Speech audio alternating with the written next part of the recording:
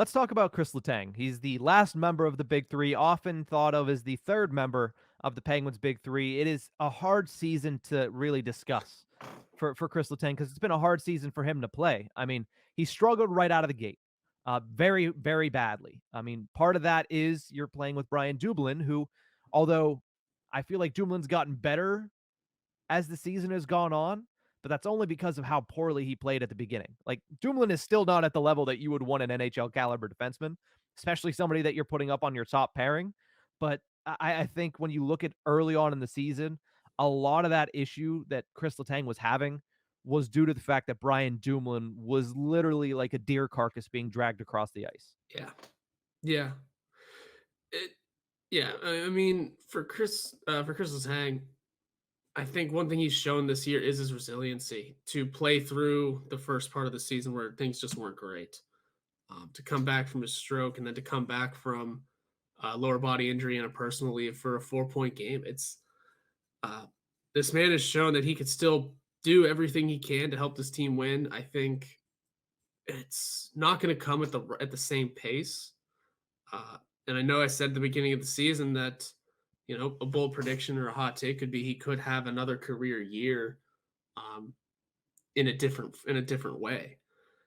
And it looks like it just might be a completely different way, and just that he'll have a career year in terms of the most resilient season he's ever had, Mm-hmm. fighting through so much already, and we're just now getting to the All-Star break. It's if he's able to finish out healthy, and if he hits his 1,000th game, I'm gonna chalk it up to the most resilient season he's ever had. I mean, Mm-hmm. he's 20. I just looked at it, 20 something away, and the Penguins have 33 games left. He's like, yeah, he's at 973. Um, he's got a chance of doing it this year, and if he's able to, remain healthy, stay in the lineup that for that time, it'll be his most resilient season ever because that's a hell of a milestone to hit, especially considering the season that he had. And I know Mm-hmm. it's a 1,000 game thing. He's gonna hit it eventually. He's got 6 years left, guys. But Yeah. if he's able to do it this year, knock it out in 2023, that should say so much about him and about uh, his play in this team because he's at least being helpful since his return. Oh Since my goodness. it's He's been more than great just since that. his return. Yeah. He's been great. Since returning, he's played 3 games.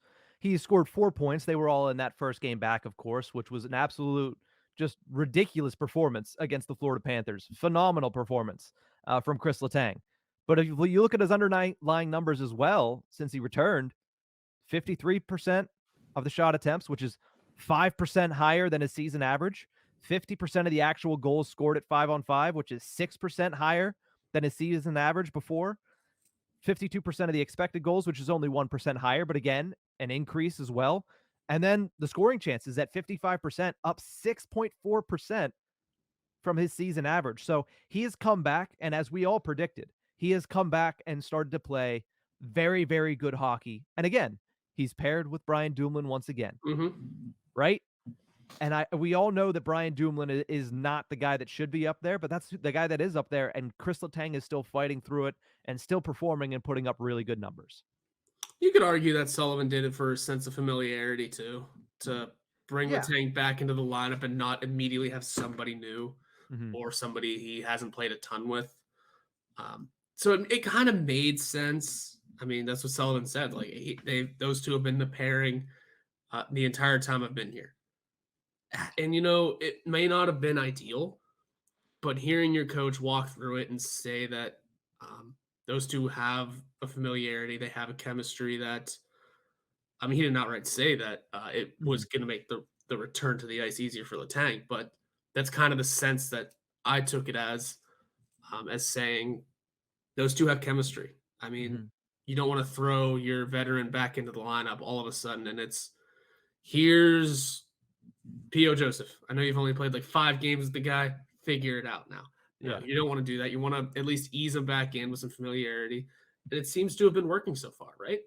Yeah. Yeah, I would say it's been working. I think Kris Letang, what we've seen over the past week is a version of Kris Letang that could be very, very important to the Pittsburgh Penguins down the stretch of the last 33 games of the season.